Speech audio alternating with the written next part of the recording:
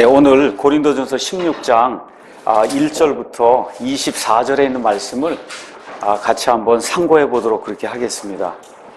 고린도전서는 상당히 많은 내용을 담고 있습니다.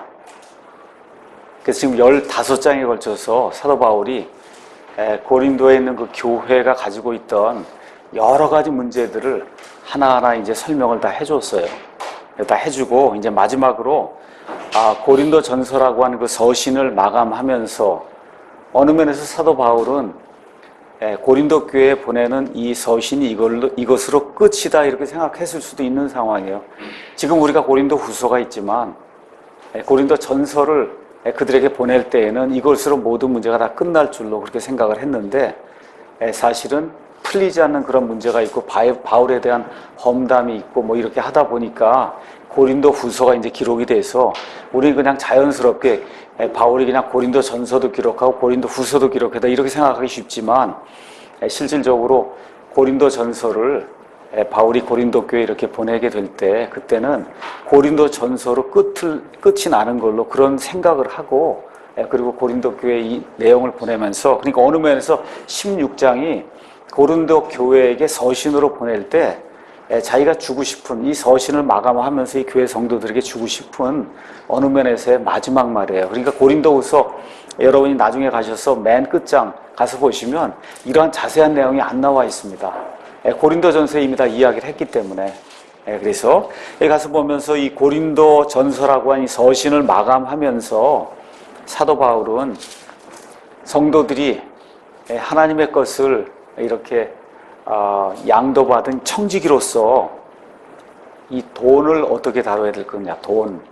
그 다음에 그에게 주어지는 기회, 특히 복음 전도의 기회. 그 다음에 맨 마지막으로 사람들과의 그런 관계, 이런 것들을 어떻게 해야 될 것인가.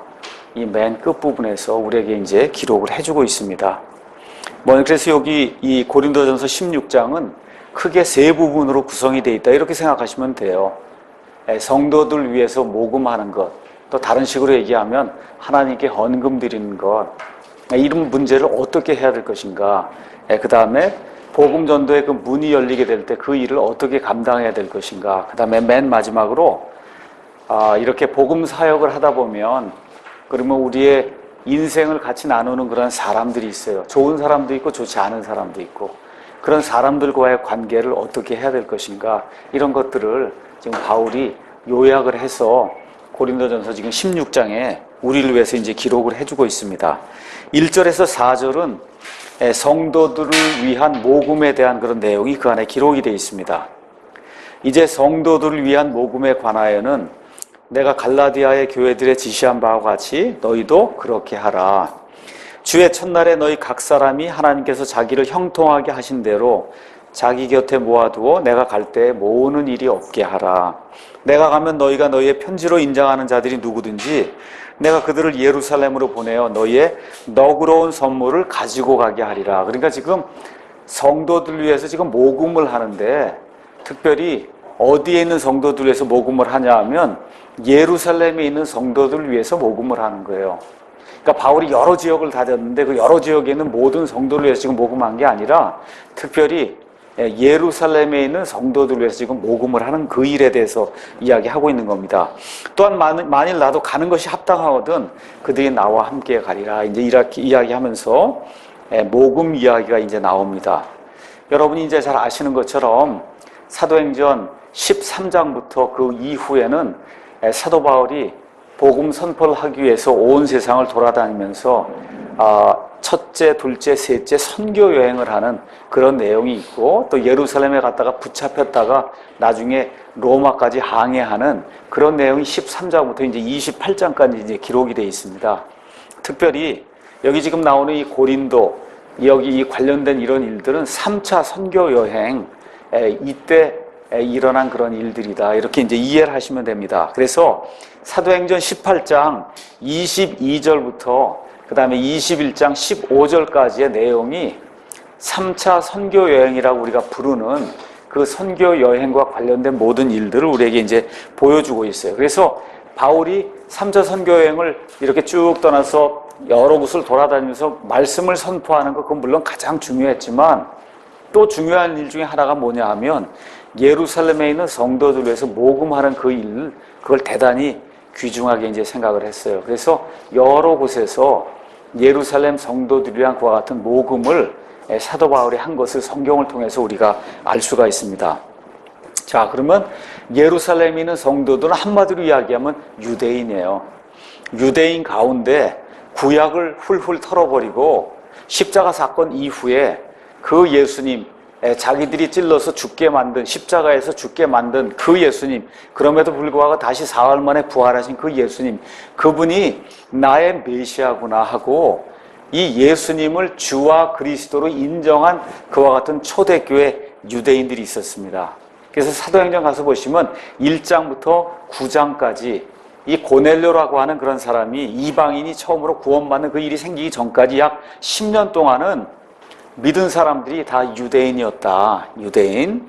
특히 그러니까 예루살렘에서 이 모든 일들이 이루어졌고 예수님이 예루살렘에서 죽으시고 묻히시고 그 다음에 이제 나중에 이제 부활하시고 그 다음에 예루살렘에서 이제 승천도 하시고 이렇게 하다 보니까 결국은 예루살렘이 어느 면에서 이제 기독교의 근거 아니면 이 본거지가 이제 되는 거죠. 그래서 거기에서 많은 사람들이 이제 믿게 됐어요. 그래서 베드로의 설교를 통해서 처음에 한 3,000명 정도가 믿고 그 다음에 5,000명 정도가 믿고 이런 방식으로 이렇게 퍼져나가니까 상당히 많은 숫자의 그 예루살렘에 살던 그런 시민들이 그리스도인이 됐다고 하는 그런 사실을 우리가 성경을 통해서 이렇게 짐작을 해볼 수가 있습니다. 자, 그러면 바울이 왜 예루살렘에 있는 특별히 이 성도들을 위해서 이렇게 모금을 했는가? 이 내용을 우리가 일단 살펴볼 그럴 필요가 있습니다. 왜 성도들이 많이 있는데 특별히 예루살렘에 있는 성도들을 위해서만 이렇게 모금하는 일을 이게 중요하게 여겼는가? 로마서 15장, 고린도전서 바로 옆에 있는 로마서 15장에 가서 보시면 바울이 로마 교회 성도들에게도 이 예루살렘 성도들 위해서 모금해야 되는 그런 내용을 이야기하는 그와 같은 말씀이 기록이 되어 있습니다. 15장 25절 가서 보겠습니다. 15장 25절. 그러나 지금은 내가 성도들을 섬기기 위해 예루살렘으로 가노니 이는 마케도니아와 아가야 사람들이, 아가야가 지금 고린도가 속해 있는 그 지역이 아가야입니다. 그렇죠. 이 그리스가 있을 때 그리스의 남부 지역이 아가야, 그리스의 북부 지역이 마케도니아. 마케도니아의 수도는, 가장 큰 도시는 데살로니가. 그러니까 거기 그리스 땅에 살고 있던 남부 지역은 아가야, 북부 지역은 데살로니가. 여기 있던 모든 사람들이 예루살렘에 있는 가난한 성도들 위해 얼마를 기부함으로 기뻐했기 때문에 내가 그 돈을 가지고 모아진 그 모금을 가지고 지금 내가 예루살렘을 가려고 한다. 지금 그 얘기를 하는 겁니다. 그러면서 그 이유를 이제 설명하는 거예요. 참으로 그 일로 인해 그들이 기뻐하였느니라. 여기 이방인들이에요. 그리스 사람들이에요. 이 그리스 사람들이 자기들 한 번도 본 적이 없는 예루살렘에 있는 유대인 그 성도들 위해서 돈을 이렇게 모아갖고 준 그 일을 할 때 상당히 기뻐했다는 겁니다. 또한 그들은 저들에게 빚진 자들이니, 그러니까 그리스에 있는 그 이방인 성도들은 저들, 다시 말해 예루살렘에 있는 유대인 성도들에게 빚을 진 그런 사람들이다. 만일 이방인들이 저들의 영적인 것들에 참여한 자가 되었거든, 지난주에 제가 설교하면서 구원은 유대인에게서 난다 그렇게 이야기했어요. 그렇죠? 그러니까 예수님도 유대인이고 복음이 예루살렘부터 이제 선포가 되면서 결국은 이방인들에게까지 이렇게 전달이 된 거니까 영적으로 빚을 졌다는 겁니다. 이 이방인들이 이 유대인들에게 빚을 진 그런 사람들이다. 그래서 이방인들이 저들의 영적인 것들에 참여한 자가 돼서 유대인들의 메시아, 그 메시아가 결국 그들의 메시아가 되고 구원자가 되는 그런 놀라운 일이 발생했다는 거예요. 그렇죠? 그래서 그렇게 영적인 것들에 참여한 자가 되었거든 육신의 것들을 가지고 저들을 섬기는 것도 그들의 의문이라, 이렇게 지금 기록을 하고 있습니다. 그렇죠? 그래서 이 이방인 성도들이 그 당시에 유대인 성도들을 물질적인 걸 가지고 이렇게 도와주는 게 의무라고 이야기하는 거예요. 성도의 마땅한 본분이다. 그러므로 내가 이 일을 행하고 이 열매를 봉인하여 그들에게 준 뒤에 그 다음에 이제 스페인을 들러서 이제 여러 가지 이제 일을 하겠다는 그런 내용이 여기 기록이 되어 있어요. 그래서 여기 로마서에서도 사도 바울이 왜 이 예루살렘에 있는 이 성도들 위해서 모금해야 되는가 지금 설명을 해주고 있습니다. 자, 이렇게 하다 보니까 결국은 성도들을 위한 그런 그 모금이 영적인 필요와 그 다음에 육적인 필요를 지금 만족을 시켜주는 거다. 그러면 왜 굳이 예루살렘만을 위해서 그런 일들을 했을까? 물론 지금 하나 이야기했습니다. 영적인 것들 이런 걸 빚진 자기 때문에 육신적인 것들로 그들을 도와주고 하는 게 그들의 의무다. 맞습니다. 그와 동시에 또 어떤 일이 있었느냐 하면 여러분이 사도행전에 가서 보시면 사도행전 4장을 한번 가서 보시겠습니다. 사도행전 4장 32절부터 이렇게 가서 보시면 유대인들 그 믿은 자들의 무리가 한마음 한원이 되어 모든 것을 공동으로 소유하고 그들 중에 아무도 자기가 소유한 것들을 조금이라도 자기 것이라고 말하지 아니하더라. 이렇게 기록이 되어 있습니다. 이건 공산주의를 하라는 것이 아니고 지금 여기 나와 있는 그 유대인 성도들은 예수님이 언제라도 재림하셔서 지금 예루살렘에는 성전에 임하실 줄로 지금 생각을 하고 있으니까 모든 걸 다 팔아갖고 지금 어디에 이 예루살렘에 와서 거기 기거하면서 예루살렘 성전에 임하시는 예수님을 지금 바라보고 있는 그런 상황이에요. 그러니까 돈이 많이 있고 그래봐 이제 뭐 예수님 재림하니까 그게 아무것도 아닌 거예요. 그러니까 가난한 사람들 모든 사람들 거기 기거하는 모든 사람들을 위해서 자기의 재산을 다 기꺼이 이제 내놓은 겁니다. 그래서 34절 그들 가운데 부족한 자가 아무도 없었으니 이는 땅이나 집을 소유한 자들이 그것을 팔아서 그 판 것들의 값을 가져다가 사도들의 발 앞에 두매 그들이 각 사람에게 필요한 대로 나누어 주었기 때문이라. 이렇게 되면서 거기 바나바라고 한 사람도 이걸 팔아다가 이제 바쳤다는 그런 얘기가 나오고 이거 바친 것까지는 다 좋은데 일부를 숨긴 그런 사건이 발생하면서 사도행전 5장에 아나니아와 삽비라가 죽임을 당하는 그와 같은 일이 발생을 해요. 그러니까 지금 초대 그 예루살렘 그 도시에 있던 초대 그 유대인들로 구성된 그 성도들은 말 그대로 재산을 다 갖다 팔아서 공동 소유를 하고 이렇게 지내는 그런 상태예요.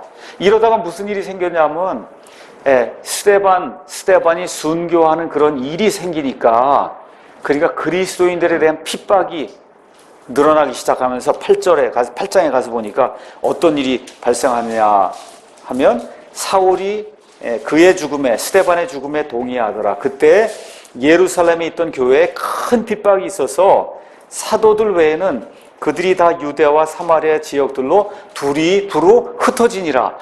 그러니까 여기저기서 모였던 그런 사람들이 다 두루 흩어져 버리고 나니까 여기 지금 예루살렘에 남아있던 사람들은 지금 아무것도 없는 그런 상태가 된 거예요. 특히 사도들은 아무것도 없는 그런 상태가 이제 된 거예요.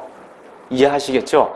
그래서 지금 예루살렘의 성도들이 굉장히 곤경을 당하는 이런 상태가 이제 생기게 된 겁니다. 또 하나 사도행전 11장 27절에서 이제 30절 이제 내용을 가서 보면 11장 거기에 가서 보니까 뭐라고 기록이 되어 있냐? 27절에 이 무렵에 대언자들이 예루살렘에서 안디옥에 이르렀는데 그들 중에 한 사람과 아가보라고 한 사람이 일어나 영을 통해 온 세상에 두루 큰 기근이 들 것을 표적으로 보여주었는데 카이사르 클라우디우스 시대에 말 그대로 그 일이 이루어졌다는, 온 세상에 기근이 들었다는 거예요. 이에 제자들이 저마다 자기 능력대로 누구에게? 유대에 거하던 성도들에게, 제자 형제들에게 구호금을 보내기로 결정을 하고, 구호금을. 그래서 이번엔 어디서 한 거예요? 안디옥 이런데 여기 있는 그런 모든 성도들이 다 어디 성도들 위해서 유대의 중심이 어디예요? 예루살렘. 그렇죠? 그러니까 유대에도 기근이 엄청나게 들었고 예루살렘에 기근이 들었기 때문에 그래서 예루살렘에 거하던 그런 성도들 위해서 이 이방인 성도들이 모금을 할 그런 필요가 있었다는 것을 우리가 이제 알 수가 있습니다. 또 한 가지 이유를 또 우리가 들라고 하면 사도 바울이 이렇게 모금을 해서 그래서 유대 지방 특히 예루살렘에 사는 그 유대인들에게 이렇게 많은 이 물자, 이 구호금을 가져다 주면 예루살렘에 금방 소문이 날 거예요. 어떤 소문이 나냐면 지금까지 유대인들이 바울을 의심을 하고 바울이 우리가 믿던 그 유대교를 완전히 배반하고 말 그대로 이 패역한 것과 같은 일을 한다. 이러고 지금 생각을 하고 이런 터에 예루살렘에 걸어가 있던 그런 유대인들을 위해서 전 세계를 말 그대로 전 세계를 돌아다니면서 모금을 해갖고 이 예루살렘에 있는 사람들을 살게 해준다. 이렇게 이야기하면 우리가 지금 생각하기에 뭐가 잘못됐구나. 그렇죠? 그러니까 이런 모금을 통해서 이방인과 유대인이 이렇게 연합할 수 있는 그런 기회를 만들어야 되겠다. 이런 생각도 사도 바울의 마음속에는 분명히 있었을 것이다. 자, 이런 내용을 어디서 우리가 알 수 있냐 하면 데살로니가 전서 2장을 가서 보시면 이렇게 기록이 되어 있습니다. 데살로니가 전서 2장 14절. 죄송하네요. 2장 14절. 이 유대인들에 대한 내용이 거기 나오는데, 형제들은 데살로니가 교회에 속한 형제들을 이야기하는 거예요. 데살로니가는 아까 제가 말씀드린 대로 아가야, 그 다음에 위에가 마케도니아에서 가장 큰 도시가 데살로니가라고 얘기했어요. 거기 들어가서 지금 바울이 복음 선포해서 한 2, 3주 동안 선포해갖고 교회를 세워놨습니다. 그 교회가 데살로니가 교회예요. 그 교회에게 편지를 보내면서 형제들아, 너희는 그리스도 예수님 안에서 유대에 있는 하나님의 교회들을 따르는 자리 되었나니. 이게 무슨 얘기? 예루살렘에 있는 그 교회들, 유대인들로 구성되어 있는 그 교회들 따르는 자들이 됐다. 그들이 유대인들로부터 고난을 받은 것 같이 너희도 너희 지방 사람들로부터 비슷한 것들로 고난을 받았느니라. 그러니까 유대 지방에 살고 있던 유대인 가운데 예수 그리스도를 메시아로 영접하고 구원자로 영접하게 될 때 같은 동포 유대인들이 그 사람들을 무지 핍박했다는 걸 여기 우리가 성경을 통해서 알 수가 있습니다. 15절. 유대인들은 주 예수님과 자기들의 대언자들을 죽이고 우리를 핍박하였으며 하나님을 기쁘게 하지 않고 모든 사람을 반대하는 자들이 되어 이방인들이 구원받도록 우리가 그들에게 말하는 것을 금하고 항상 자기 제도를 가득 채웠나니 이로써 진노가 극도로 그들에게 임하였느니라. 지금 그렇게 이야기하고 있는 거예요. 그러니까 그 예수님을 믿는 그런 유대인들이나 아니면 그 이방인들을 얼마나 이 구약 시대에 속한 그 율법 세계에 속한 유대인들이 미워했는가, 극도로 미워했다는 걸 우리가 알 수가 있거든요. 그러니까 이런 것들을 해결하기 위해서 이방인들 가운데서 많은 모금을 그렇게 모아다가 그래서 이 성도들에게, 예루살렘에 있는 성도들에게 전달해주면 그러면 그들이 가지고 있던 것이 의구심이나 이런 것들이 해소되지 않겠느냐. 이런 차원에서도 예루살렘에 있는 성도들을 위해서 모금을 했다. 우리가 그렇게 생각을 해볼 수가 있습니다. 자, 그러면 어찌됐든 지금 모금을 했는 이 모든 것이 결국 하나님의 일을 위해서 헌금을 한 거예요. 헌금을. 자, 그러면 헌금을 할 때 어떠한 자세로 해야 되는가? 거기 간단하게 거기 나와 있습니다. 주의 첫날에 너희 각 사람이 하나님께서 자기를 형통하게 하신 대로 자기 곁에 모아두어 내가 갈 때 모으는 일이 없게 하라. 지금 그렇게 이야기하고 있습니다. 그러니까 다시 말씀드려서 헌금을 하되 조직적으로 해야 된다는 거예요. 그냥 생각나는 대로 그냥 이렇게 임의로 이렇게 헌금을 하는 게 아니라 조직적으로 해야 된다. 여기 지금 성도들에게는 주의 첫날에 그래서 너희 자신을 위해서 떼어 놓으라는 거예요. 떼어 놓아라. 그렇죠? 주의 첫날에, 다른 날 아니고 주의 첫날에 떼어 놓으라는 거예요. 떼어 놓으라니까 물론 집에다 이렇게 떼어 놓을 수도 있는 거고, 지금 주의 첫날을 이야기하는 걸 봐서 앞뒤 문맥상, 앞뒤 문맥에서 주일날 예배 드린 거 다 아시죠? 우리 성도들이. 그렇게 되니까 주일에 예배 드릴 때 하나님께 이렇게 드리기 위한 그와 같은 헌물을 따로 떼어 놓는 그런 일을 해야 된다. 지금 바울이 그렇게 지금 이야기하는 걸 볼 수가 있습니다. 그래서 빌립보서 4장 18절에 가서 보니까 사도 바울이 뭐라고 이렇게 표현하고 있냐면, 오직 내게는 모든 것이 있고 또 풍부하니라. 에바브로디도 편에 너희가 보낸 것들을 받았으므로 내가 풍족한데 이것은 달콤한 냄새의 향기요 받으실 만한 희생물이며 하나님을 매우 기쁘게 한 것이니라.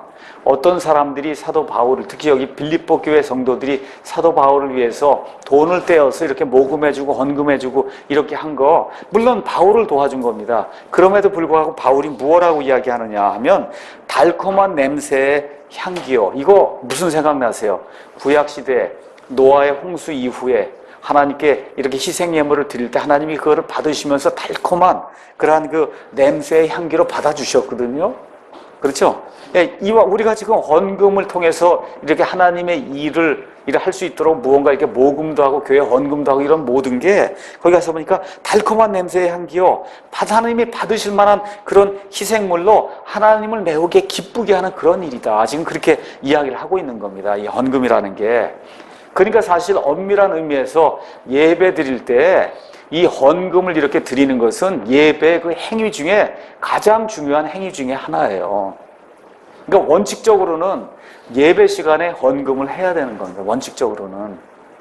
그게 그 예배의 가장 행위, 내게 있어서 가장 아끼는 물질, 이걸 떼어내면 내게 아픔이 되는 거, 그거를 내가 떼어서 하나님께 하나님이 받으실 만하게 드리는 거기 때문에 그 어떤 것보다도 가장 중요한 예배 행위예요, 그게.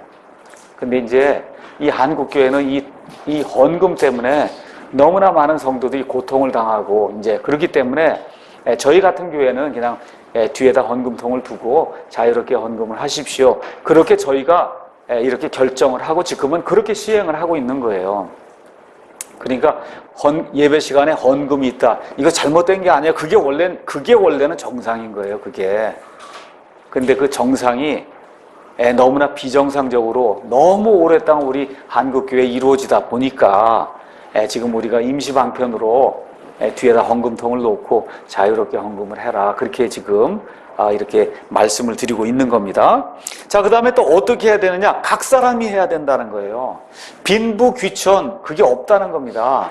가난한 사람이든 부유한 사람이든 모든 사람이 다 해야 된다는 거예요. 하나님을 사랑하면 모든 사람이 다 해야 되는 거다. 근데 그럼 얼마만큼 해야 되느냐? 거기 가서 보니까 뭐라고 기록되어 있어요? 하나님께서 자기를 형통하게 하신 대로 각 사람이 다 해야 되는 거라는 거예요. 그러니까 부자는 더 많이 해야 되고 가난한 자는 그거보다 적게 해야 되고. 이해하시겠죠?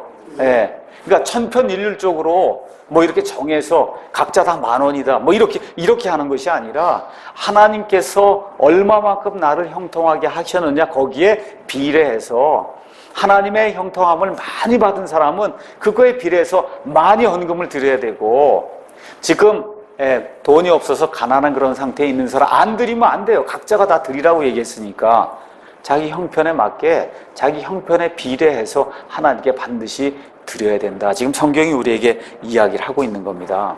10%다 이런 거 사도 바울은 한정하지 않았어요. 다만 구약시대에 율법화에서 사망의 직무를 받은 그 율법화에서도 10% 이상을 하나님께 이제 드렸을진데, 이 신약시대에 10%를 우리가 미니멈 정도로 생각하고 그 이상은 하나님께 드려야 되겠다. 이렇게 생각하는 것이 정상적인 성도의 헌금이다. 우리가 이제 그렇게 이야기를 하는 겁니다. 다시 말씀드려서 헌금은 하나님의 은혜에 대한 반응이라고 사도 바울이 고린도후서 9장 6절에서 8절 이야기하고 있습니다. 고린도후서 9장 6절에서 8절이 저희 교회 그 헌금의 모토가 되기 때문에 그냥 제가 읽겠습니다.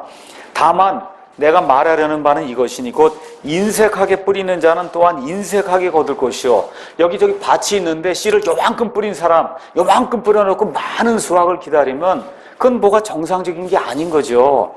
많이 거두려면 어떻게 해요? 많이 뿌려야 된다는 거예요. 인색하게 요만큼 뿌려놓고 많이 수확할 것을 기다리면 그거는 비정상이라는 겁니다. 그렇죠? 풍성하게 뿌린 자는 또한 풍성하게 거두려. 너무 당연한 얘기예요. 밭이 있으면 거기다 씨를 많이 뿌리면 그러면 많이 거둔다는 겁니다. 저마다 자기 마음속에 정한 대로 낼 것이요 마지못해 하거나 억지로 하지 말지니 하나님은 즐거이 내는 자를 사랑하시느니라. 하나님께서 능히 모든 은혜를 너에게 넘치게 하시나니 이것은 너희가 항상 모든 일에서 모든 것이 넉넉하여 모든 선한 일을 풍성히 하게 하려 하심이라. 모든이 얼마나 많이 나옵니까? 그렇죠? 그래서 이와 같은 원칙을 가지고 그리고 헌금을 해야 된다고 지금 사도 바울이 우리 모두에게 이제 이야기하는 겁니다. 자, 그래서 이제 1절, 2절에 이제 헌금 이야기를 하고 그 다음에 이제 사도 바울이 뭘 이야기하느냐 하면 헌금을 투명하고 그 다음에 정직하게 관리해야 된다, 이 얘기도 해주는 거예요. 지금 교회의 가장 큰 문제가 뭐냐? 헌금이 지금 투명하게 정직하게 관리가 안 되는 데 있어요. 어느 교회는 그냥 목사님은 혼자다 장부 관리하고 혼자다 지출하고 그거 다 공개하라 그러니까, 아이, 목사를 믿어야지. 뭘 그런 거를, 예? 근데 목사를 믿으면 되는 거지. 그런 거를 왜 공개하라 그러냐. 이렇게 이제 이야기하는 사람도 있거든요. 정신 나간 사람이에요. 정신 나간 사람. 성경에 그런 거 없어요. 그런 거 목사 믿으라는 말 없습니다. 여기. 거기 가서 보니까 어떻게 해요? 바울이 투명하게 하기 위해서, 정직하기 위해서 어떻게 해요? 내가 가면 너희가 너희의 편지로 인정하는 자들이 누구든지 고린도 교회 성도들이 편지를 보낸단 말이에요. 바울에게. 이 사람들이 이 헌금을 관리해서 예루살렘까지 가지고 가든지 이렇게 하는 거, 이게 가장 적합한 사람입니다. 이렇게 추천을 해주면, 그렇죠? 그러면 내가 그들을 예루살렘으로 보내요. 너그의 너그러운 선물을 가지고 가게 하려. 내가 다 보따리 지고 그리고 혼자 가서 뭐 이렇게 하는 게 아니라 돈에 관한 하는 정직하게 투명하게 하겠다. 그러니까 너희가 누구를 지정해서 누구를 같이 보내면 그러면 그 사람들이 직접 예루살렘까지 돈을 가지고 가서 거기 있는 성도들에게 직접 나눠주도록 그렇게 하겠다. 이 미디어 선경, 우리가 선교 헌금 이렇게 이제 하다 보면 제가 말씀드린 대로 미국의 어떤 분들이 뭐 3,000불도 한다 그러고 이번에도 갔더니 어느 자매님이 3,000불을 주시더라고요. 그래서 제가 거기에서 이 편지 봉투에 이 성함 쓰고 다 쓰고 스마트폰으로 제가 딱 찍어서 그래서 제가 가지고 있고 가서 제가 이대로 전달해 드리겠습니다.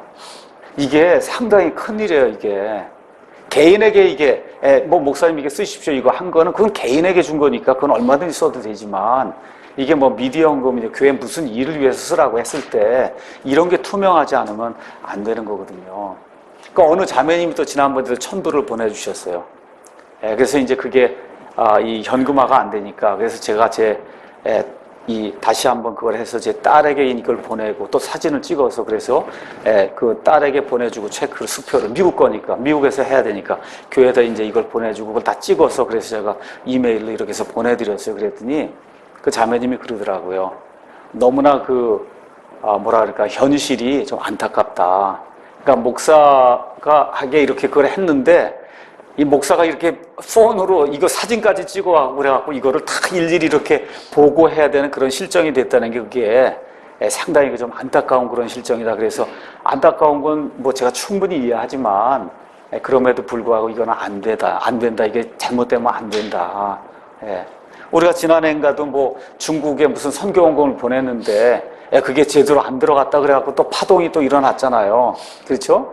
그러니까 이게 뭐 별거 아닌데 이걸 가지고 뭐 사람을 잡는 그런 일들이 생기기 때문에 지금 바울도 그래서 그런 거예요. 이거 바울이 혼자 다 짊어지고 갔다가 나중에 내가 뭐 1,000불 줬는데 거기 500불 전해줬다 이러고 그러면 문제가 생기니까 바울이 헌금 문제는 투명하게 정직하게 해야 된다. 그러니까 너희가 누구든지 추천해주면 그러면 그 사람들이 직접 갖고 가서 전달할 수 있도록 그렇게 하겠다. 또 나도 같이 가는 것이 합당하거든. 그러면 나도 함께 가겠다. 지금 바울이 그렇게 이야기를 하고 있는 겁니다. 자, 그래서 16장 1절에서 이제 4절은 헌금 이야기를 하는데 이게 참 흥미가 있어요. 왜 흥미가 있느냐? 자, 사도행전 이 고린도전서 15장에 자그마치 58절에 걸쳐서 지금 뭘 설명한 겁니까?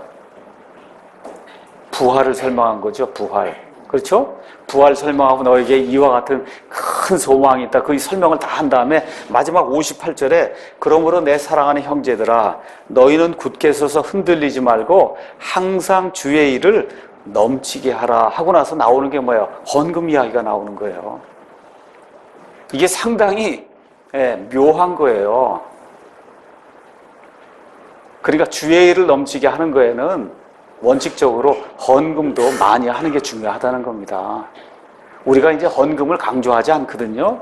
그럼 왜 그러냐면 제 자신이 이거는 하나님과 성도 개개인이 하나님 앞에 가서 직접 회개 보고할 그런 문제이기 때문에 내가 이걸 뭐 어떻게 해야 돼 그런 생각은 별로 없기 때문에 그렇게 이야기를 많이 안 하는 거지만 정말 저와 여러분이 하늘에 보화를 쌓는다 이렇게 생각을 하시면 그럼 여기 나와 있는 그대로 너희는 굳게 서서 흔들리지 말고 항상 주의 일을 넘치게 하고 너희 수고가 주 안에 헛되지 않은 줄을 너희가 안다고 하면서 바로 나온 게 지금 헌금 이야기를 하고 있는 거예요.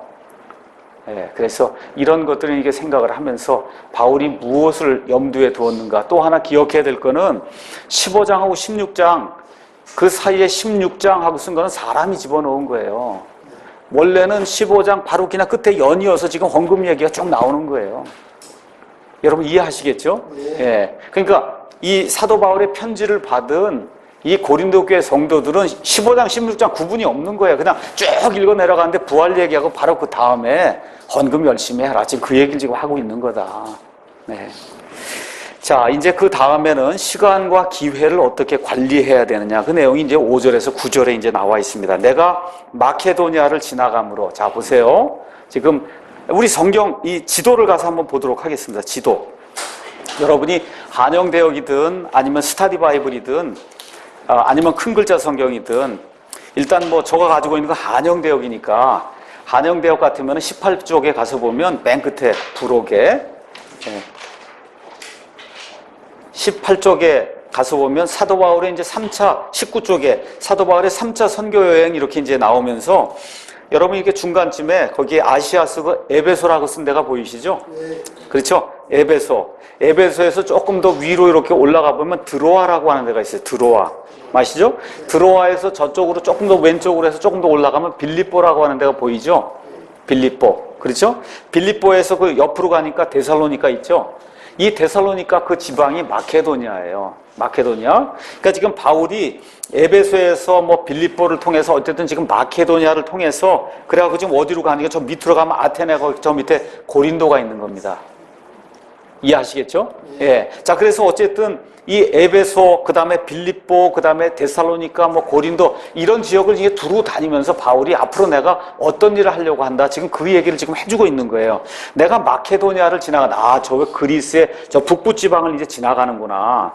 그 마케도니아를 지나갈 때 이제 너희에게 간다. 그러니까 북부 지방에서 남부로 가서 지금 고린도까지 내가 내려가겠다. 지금 그런 얘기를 하는 겁니다. 너희와 함께 머물며 참으로 겨울을 날 것 같기도 하다는 거예요. 반드시 날 거라는 게 아니라 날 것 같기도 하다. 지금 내 계획은 그렇게 잡는데 그것이 이루어질지 이루어지지 아니할지는 그거는 7절에 나와 있는 것처럼 오직 주께서 허락하시면, 아시겠죠? 주께서 허락하시면 겨울을 너희와 함께 따뜻한 데서 날 거다. 지금 그 얘기를 하고 있는 겁니다. 그러니까 바울은 지금 계획을 짜고 있는 거예요. 계획을 짜서 에베소, 빌립보, 그 다음에 데살로니가 이걸 지나갔고 이 겨울, 특히 이제 지중해에 있는 그런 그 연안에 11월에서부터 2월까지는 엄청나게 이 항해하는 것이 어렵기 때문에 거의 배를 타지 않습니다. 그러니까 겨울은 같이 있어야 돼. 배 타고 어디 다닐 수가 없는 거예요.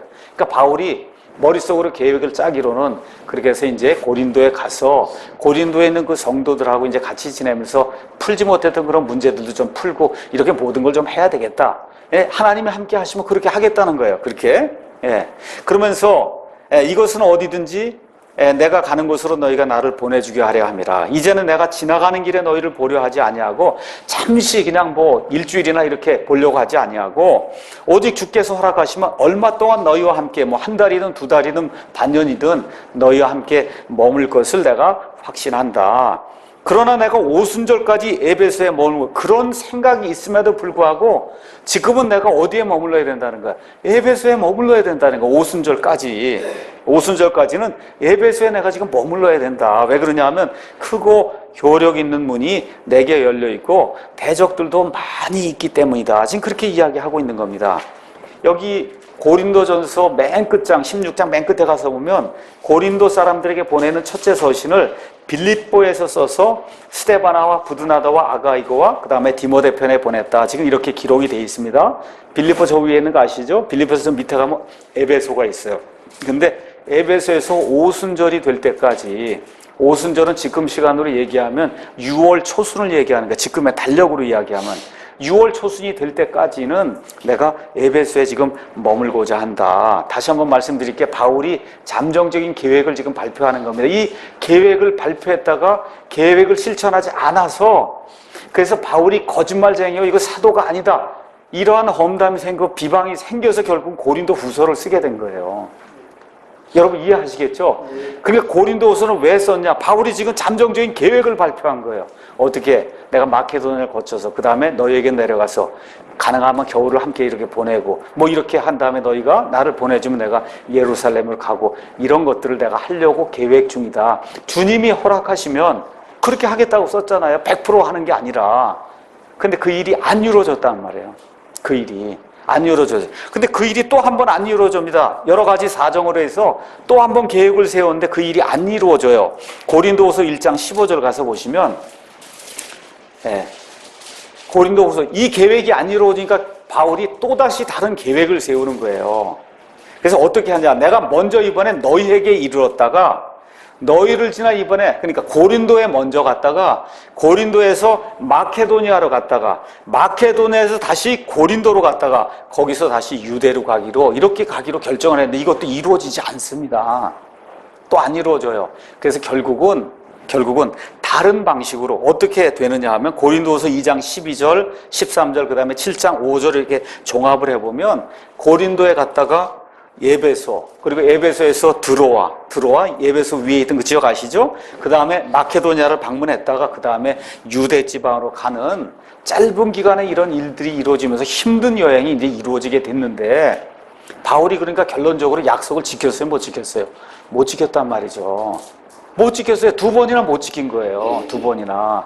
이렇게 되니까 고린도 교회 성도들이 너무나 이제 바울을 기대하고 있다가 바울이 못 오고 계획이 2번이나 무산되니까 아, 이게 바울이 사도가 아니구나, 거짓말쟁이구나 하면서 바울을 험담하는 그런 일이 이제 생겨서 자기를 변호하기 위해서 목회자의 심정으로 자기를 변호한 글이 고린도 후서예요. 그러니까 이것도 잘 이해해야만 고린도 후서를 이제 이해할 수가 있는 겁니다.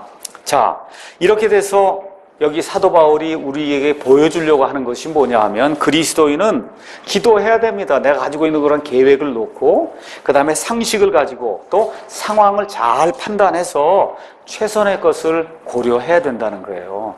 바울이 이렇게 하기로 작정을 하고 하나님이 함께 하시면 이렇게 하려고 계획은 세웠지만 그 일이 이루어지지 않았어요.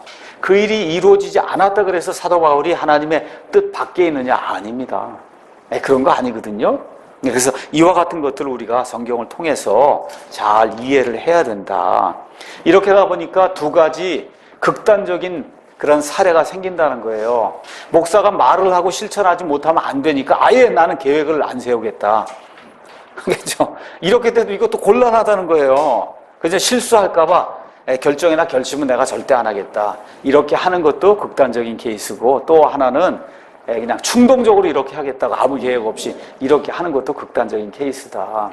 그래서 지금 바울이 고린도 후서 1장에 가서 보면 내가 이렇게 계획할 때 경솔히 했겠냐? 아니라는 거예요. 경솔히 하지 않았는데도 불구하고 어떤 일이 생겼어요? 에베소라고 하는 그 지역에 열린 문이 열려갖고 하나님의 말씀을 선포할 그런 일이 이렇게 생기니까 못 가게 됐다는 거예요. 에베소에 거기 가서 말씀을 전해야 될 그 대상은 불신자, 믿지 않는 자들이에요. 그렇죠? 지옥 갈 자들이에요. 이들을 구원하는 게 먼저지 너희는 이미 구원받았지 않았냐.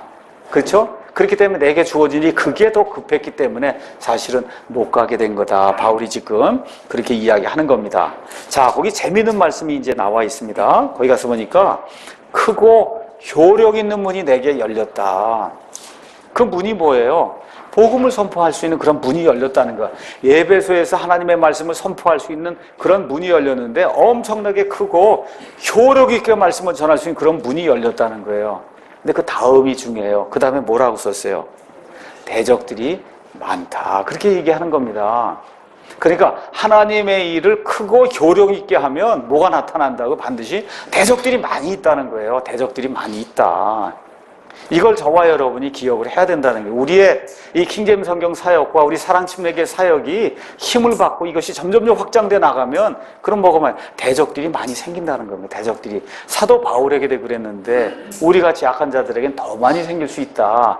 이것을 기억을 하고 항상 기도에 힘쓰는 저와 여러분이 이제 돼야 될 것 같습니다. 자, 마지막으로 10절에서 이제 24절에는 사도 바울과 관계를 맺었던 그런 사람들의 이름이 이제 그 안에 하나하나 이제 기록이 되고 있습니다. 바울의 서신서를 가서 보시면 늘 서신서 그 뒤에는 바울의 인생, 바울이 살았던 그 삶을 공유했던 그런 사람들의 이름이 나옵니다. 여러분이 로마서 16장 거기 5절도 가서 보세요. 그 밑에 가서 보면 여러 사람들 이야기가 많이 나오거든요. 지금 여기도 상당히 많이 나와요. 근데 여기 나와 있는 대부분의 사람들은 좋은 그와 같은 인상을 주고 바울의 사역을 도와줬던 그런 사람들이에요. 근데 바울이 죽기 전에 기록한 디모데 후서를 가서 보시면 피해야 될 사람들의 명단이 거기 나옵니다. 디모데 후서, 디모데후서 4장 9절에서 10절 그 밑으로 이제 쭉 내려가서 보면 대마 이야기가 쭉 이제 나온 다음에 그 중에서 이제 특별히 14절 구리 세공업자 알렉산더가 내게 많은 악을 행하였으니 주께서 그의 행위대로 그에게 갚으시길 원하노라. 너도 그를 조심해라. 그가 우리의 말들을 크게 대적하였느니라. 그러면서 바울의 그 섭섭한 심정이 그 밑에 기록이 돼 있어요. 내가 처음 답변할 때, 황제 앞에 서서 답변할 때 아무도 나와 함께 서지 아니하고 모든 사람이 나를 버렸으나 그것을 그들의 책임으로 돌리지 아니하시기를 내가 하나님께 기도하노라. 아무도 사람은 그와 함께 서서 답변하지 않았다는 거예요. 그 다음 절 가서 보니까 바울이 그럼에도 불구하고 주께서 나와 함께 서서 나를 강건하게 하셨다.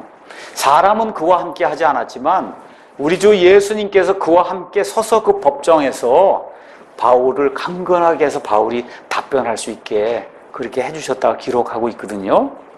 그러니까 목회자들의 그 마음속에 정말 저 사람하고 사귀거나 이렇게 하면 안 되겠다는 그런 인상을 이렇게 주는 그런 사람으로 이렇게 기억된다는 건 그 대단히 불행한 일이다. 불행한 일이에요. 네. 자, 그래서 바울은 이런 거를 제외하고는 서신서 뒷부분에 항상 자기의 그 인생과 사역에 있어서 가장 중요한 것들을 공유했던 그런 사람들을 이렇게 인정하는 그런 그 내용들이 이제 적고 있어요. 그럼 무슨 얘기냐 하면 지금 돈 얘기도 했잖아요. 복음을 선포할 기회도 얘기했지 않습니까?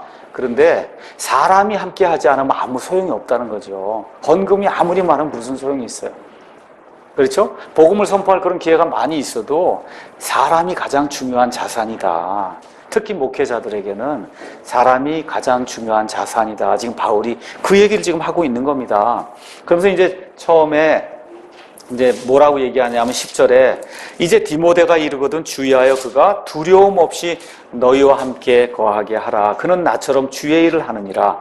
그러므로 아무도 그를 멸시하지 말고 평안히 그를 안내하여 그가 내게로 오게 하라. 그와 또 형제들을 내가 기다리느니라. 디모데는 디모데후서 이제 가서 보시면 디모데전서 1장에는 바울이 디모데를 내 아들이라고 부르고 있고 그 다음에 디모데가 태어난 그 배경을 지금 설명을 해주고 있어요. 디모데가 태어난 배경, 디모데후서 1장 3절에 내가 밤낮으로 기도하는 가운데 끊임없이 너를 기억함으로 내 선조들 때부터 내가 순수한 양심으로 섬긴 하나님께 감사를 드리고 내 눈물을 마음 깊이 생각하며 바울과 이 디모데가 같이 있을 때 디모데가 울면서 같이 이야기를 나누던 그 당시에 그 디모데의 그 눈물을 기억한다는 거예요. 그러면서 뭐라고 얘기하냐? 너 보기를 몹시 원한다. 지금 감옥에 갇혀서 이제 죽을 때가 얼마 남지 않은 그런 상태에서 다른 사람이 아니라 디모데 너를 내가 보기를 굉장히 원한다. 내가 내 속에 있는 꾸밈없는 믿음을 회상하노니 그것은 먼저 내 할머니 로이스와 내 어머니 유니게 속에 있었으며 내 속에도 있는 줄을 내가 확신하노라. 바울이 얼마나 디모데를 사랑했는가 이 말씀을 통해서 이제 알 수가 있고 디모데가 왜 이와 같은 사랑을 받았냐 하면 그의 할머니, 그의 어머니가 경건하게 이 아이를 키웠기 때문에 그래서 디모데가 하나님의 일을 할 수 있는 그러한 사람이 되었다. 디모데의 육체에 연약함이 있어서 이 위장의 병이 있고 사람을 두려워하는 그런 것들이 있고 그러니까 바울이 신신부탁한 거예요. 고린도 교회 성도들에게 디모데가 오거든 잘 대접해라. 디모데가 두려움을 갖지 않도록 해라. 그렇게 얘기하는 거예요. 그를 멸시하지 마라. 아주 바울이 신신부탁을 지금 하고 있는 겁니다. 그가 하나님의 일을 하고 있다. 그러면서 빌립보서에 가서 보시면 바울의 그 심정이 여기에 이렇게 표현되어 있어요. 빌립보서 2장 19절 거기 가서 보니까 그러나 내가 곧 디모데를 너에게 보내기를 주 예수님 안에서 바람은 너희 형편을 알게 되어 나도 좋은 위로를 받으려 함이니 같은 마음으로 너희 형편을 자발적으로 돌아볼 자가 내게 아무도 없느니라. 그 다음에 놀라운 말씀이 있어요. 모든 사람이 자기의 일을 추구하고 예수 그리스도의 일들을 추구하지 아니하되 오직 그의 증거를 너희가 아느니 아들이 아버지에게 하듯 그가 나와 함께 복음 안에서 섬겨왔느니라. 이러한 이 사역자들이 우리 교회 안에 많이 넘쳐나기를 하나님께 간절히 원합니다. 가서 보니까 뭐라고 기록되지?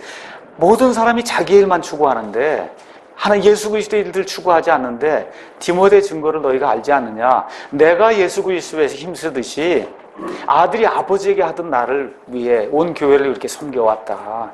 이런 칭찬을 받는 그런 젊은 성도들이 우리 교회에서 많이 생겨나기를 우리가 기도해야 됩니다. 자, 그 다음에 또 누구 이야기를 하냐면 우리 형제 아볼로 이야기를 하면서 12절에 우리 형제 아볼로에 관하여는 형제들과 함께 너희에게 갈 것을 내가 그에게 간절히 청하였으되, 지금 아마 에베소에 있는 것 같아요. 그래서 에베소에서 고린도에 가서 말씀을 좀 선포해라 이렇게 간절히 청하였는데, 지금은 그가 갈 뜻이 전혀 없거니와 그에게 적절한 때가 오면 그가 가리라 하면서 고린도 교회 성도들에게 부탁의 말을 하는 거예요. 13절, 너희는 깨어 믿음에 굳게 서서 남자답게 행동하며 강건한 자가 되라. 너의 모든 일을 사랑으로 할지니라. 자, 아볼로는 누구냐 하면 이집트의 알렉산드리아라고 하는 그런 도시가 있어. 그 도시에서 태어난 유대인이에요. 그래서 예수님 오시기 전에 구약식으로 구원받은 사람이에요. 구약식으로 구원받은 겁니다. 예수님 오시기 전에 구원받았으니까 구약식으로 구원받아서 이 십자가의 완전한 도를 알지 못했어요. 그러고서는 어떻게 해요? 와서 이 에베소 지역에 와서 그래서 이 구약 시대의 그런 믿음을 이제 선포하게 될 때 누가 보냐 하면 브리스길라와 아굴라라고 한 사람이 보니까 말을 너무 유창하게 잘하는데 구약식 믿음을 가르치고 있는 거예요. 그러니까 데려다가 완전한 길을 가르쳐서 예수님이 메시아 되신다는 걸 알려줌으로 말미암아 이 사람이 변화되는 일이 사도행전 18장 19장에 이제 기록이 돼 있습니다. 이래갖고 이 사람이 어디로 가요? 고린도로 갔단 말이에요. 이 아볼로가. 그래서 바울은 말을 잘 못하는데 아볼로는 말을 유창하게 이 웅변하듯이 하니까 아볼로 때문에 많은 사람들이 구원받는 그런 일이 고린도 교회에 생기다 보니까 어떤 일이 생겼어요? 나는 바울파다. 그렇죠? 나는 아볼로파다 하는 파당이 아볼로를 중심으로 생길 정도로 고린도에 영향을 미치는 그러한 교회의 리더가 된 거예요. 근데 이 고린도 전서를 가서 읽어보면 아볼로가 그 일을 조장한 게 아니고 아볼로를 추종하던 사람들, 바울을 추종하던 사람들이 파당을 만든 거지, 이 아볼로나 아니 바울이라고 하는 지도자가 파당을 만든 건 아니라고 하는 거를 고린도 전서를 이제 읽어보시면 우리가 알 수가 있습니다. 자, 그래서 아볼로에 대해서 이야기를 쓰고는 그 교회 안에 아볼로파, 바울파 이런 것들이 나뉘어져 있으니까 바울이 간곡히 부탁을 하는 거예요. 너희는 깨어서 믿음에 굳게 서서 남자답게 행동하라. 뒤에서 쉬시고 이렇게 되지 말고 파당 형성하지 말고 남자답게 해라. 제가 이런 말을 사역자가 되려고 하는 그런 사람들에게 좀 해드리고 싶어요. 좀 남자답게 해라. 치사하게 이렇게 일하지 말고 하나님이 일을 한다고 하는 걸 계속 보면 세상 사람들도 안 하는 그런 방식으로 목사가 뭘 하려고 하고 이런 거 안 되는 거다. 지금 바울이 얘기하는 거예요. 믿음에 굳게 서서 좀 남자답게 행동하며 강건한 자가 되라. 파당 같은 거 없애야 된다 얘기하면서 너의 모든 일을 사랑으로 해라. 바울파다, 개바파다, 아볼로파다, 이건 뭐예요? 결국은 사랑이 없기 때문에 이런 일이 발생하는 거거든요.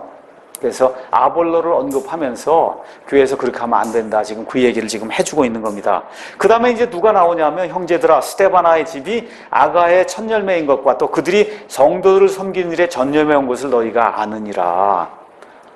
스데바나의 가정에 대해서 지금 이야기를 하고 있어요. 스데바나의 가정은 아가야의 첫 열매다. 그럼 무슨 얘기예요? 여기 위에 마케도니아가 있고 아가야가 있는데 아가야, 고린도 이 지역에 들어가서 말씀을 이제 선포할 때 하나님을 처음 믿은 가정이 이 스데바나와 그의 가정이라는 거예요. 근데 얼마나 성실하게 했느냐 하면 내가 너희에게 간청하니 너희는 그런 사람들과 또 우리와 함께 도우며 수고하는 모든 사람에게 복종해야 된다. 왜 그러냐? 내가 스데바나와 여기 가서 보니까 그들이 15절에 그들이 성도들을 섬기는 일에 전념해온 것을 너희가 아느니라. 그러니까 교회에도 이렇게 보면 오래된 교회 초창기부터 오래돼서 같이 한 그런 성도가 있고 새로 들어온 그런 성도가 있거든요. 근데 지금 이런 면에서 이 교회도 첫 열매, 지금 여기 우리 교회가 5년, 6년 이것뿐이 안 됐기 때문에 사실은 우리 교회가 지금 시작하는 사람들이 첫 열매예요. 이 교회, 사랑침례교회. 그렇지 않습니까? 이 사랑 침례에게 그 첫 열매가 되는 우리 형제 자매님들이 여기 나와 있는 것처럼 성도들 섬기는 일에 전념하게 될 때 나중에 이 교회에 합류하는 그런 사람들이 그들의 행위를 보고 그리고 하나님을 더 잘 섬길 수 있다. 이번 주에 교회 홈페이지에 올라온 그런 사랑 침례교회 7월 며칠이에요? 10일인가 그 모습을 보고 제가 큰 감동을 받았습니다. 뭐냐 하면 우리 자매님들이 저 부엌에서 그냥 다 닦고 그냥 그렇게 하면서 하는 거 사진을 찍어서 올렸더라고요. 우리 같은 남자들은 뭐 그냥 부엌에서 모든 일이 그냥 자동으로 되는 줄 알고 있는데 보니까 우리 자매님들이 그냥 일찍 와서 다 갈고 닦고 그러니까 저렇게 부엌이 깨끗하고 깨끗한 데서 맛있는 음식이 나오고 이제 그렇게 되는 거지. 이게 지저분하고 그러면 안 되는 거거든요. 근데 우리 사진 기자가 그걸 다 찍어갖고 올려줬길래 이게 이렇게 봉사하고 섬기는 사람들이 있기 때문에 이게 일이 되는 거구나. 이런 걸 제가 목사로서 다시 한번 이제 깨닫게 됐습니다. 그래서 이 스데바나하고 이 사람들이 지금 어디냐? 고린도에 있고 지금 바울은 에베소에 있는데 이 스데바나와 부드나더와 아가이오가 이 누구에게 왔어요? 이 고린도에서 에베소로 왔단 말이에요. 와갖고는 고린도 교회 성도들이 지금까지 제대로 하지 못해서 부족한 게 있으면 그걸 채워줬다는 겁니다. 그거를 채워주면서 놀라운 말이 18절에 기록되어 있어요. 그들이 내 영과 너희의 영을 시원하게 하였느니라. 이렇게 더운 날 냉수 한 그릇 마시면 얼마나 시원하겠어요. 그렇죠? 이 스데바나라고 한 사람이 그런 일을 했다. 그러므로 너희는 그런 사람들을 인정해야 된다는 거예요. 우리 교회 안에도 이렇게 열심히 하고 성도들의 영을 시원하게 해주는 그런 사람은 목사도 인정을 해야 되고 성도들도 인정을 해줘야 된다는 거예요. 이렇게 될 때 놀라운 일이 또 하나 재밌는 게 있어요. 이 고린도전서 1장 가서 잠깐 보겠습니다. 고린도전서 1장 거기 가서 보니까 1장 16절에 바울이 내가 침례를 주려고 고린도에 간 게 아니다 쭉 얘기하면서 내가 스데바나의 집안 사람들에게 침례를 주었고 그 외에는 다른 누구에게 내가 침례를 주었는지 알지 못하노라. 스데바나가 지금 이 아가의 첫 열매가 될 때 바울이 다른 사람들은 다 다른 사람 보고 침례를 주라 그랬는데 스데바나와 그의 가정은 내가 직접 침례를 줬다. 지금 스데바나가 이렇게 계속해서 언급되고 있는 겁니다. 이게 상당히 중요한 그런 포인트니까 저와 여러분이 기억을 해주시면 좋겠습니다. 그 다음에 이제 누가 나오느냐 하면 또 유명한 부부가 나오죠. 거기에 아시아의 교회들이 너희에게 문안하고 아굴라와 브리스길라가 자기 집에 있는 교회와 함께 주 안에서 너희에게 많이 문안하느니라 이렇게 나와요. 이 아굴라와 브리스길라는 말 그대로 바울과 함께 삶이 엮이는 사람들이에요. 바울과 함께 삶이 그냥 엮여버렸어요. 그래서 여러분이 사도행전 18장 이제 가서 보시면은 18장 이 사람들이 고린도에 와서 그래서 이 사람들의 직업도 천막 만드는 거예요.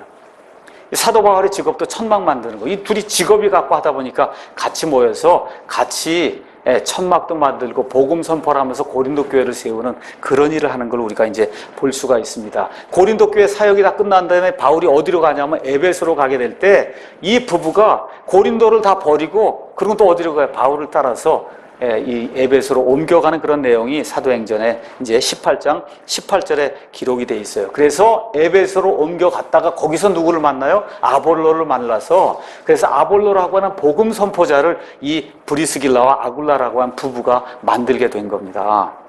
그래서 로마서 16장 3절에서 5절에도 바울이 이 부부에 대해서 무엇라고 지금 이야기하느냐 하면 이렇게 표현하고 있습니다. 16장 3절 그리스도 예수님 안에서 나의 협력자들인 브리스길라와 아굴라에게 인사하라. 그들은 내 생명을 위하여 자기 목까지도 내놓았나니 나뿐만 아니라 이방인들의 교회들도 그들에게 감사하느니라. 또한 그들의 집에 있는 교회에도 인사하라. 바울이 되게 한 것은 바울 자신의 노력도 있지만 이 브리스길라와 아굴라처럼 자기 목을 바울을 위해서 내놓은 그런 사람들이 있었기 때문에 바울의 사역이 가능했다. 이런 걸 지금 바울이 인정을 하는 겁니다. 여기 가서 보면 그들의 집에 있는 교회 이걸 가지고 몽땅 다 교회는 집에서만 모여야 된다 이렇게 주장하는 사람들이 있거든요. 완전히 잘못된 거예요. 그 당시는 거의 100% 교회가 집에서 모였습니다. 어떻게 건물 교회를 해요? 할 수가 없죠. 그렇지 않습니까? 지금 잡히면 다 죽는 그런 판국이니까 모이면 다 집에서 모이고 어디 외딴 데서 모여야지. 그렇잖아요. 예, 지금은 모든 게 자유로운 시대인데 굳이 집에서 모일 필요가 없는 거기 때문에 지금 건물교회를 하는 거거든요. 예수님께서 말씀하신 것처럼 영과 진리로 예배드리는 게 중요한 거지 어떻게, 그렇죠, 어디서 어떤 방식으로는 지금 중요한 게 아니다. 네, 그래서 이런 구조를 남용을 해갖고 꼭 교회는 집에서만 모이는 집교회만 돼야 된다. 그러니까 어리석은 사람이에요. 어리석은 사람이고 성경을 제대로 이해하지 못한 사람이다. 이렇게 하면서 이제 20절에 모든 형제가 너에게 인사하니 너희는 거룩한 입맞춤으로 서로 인사하라. 지금 이런 식으로 하면 안 됩니다.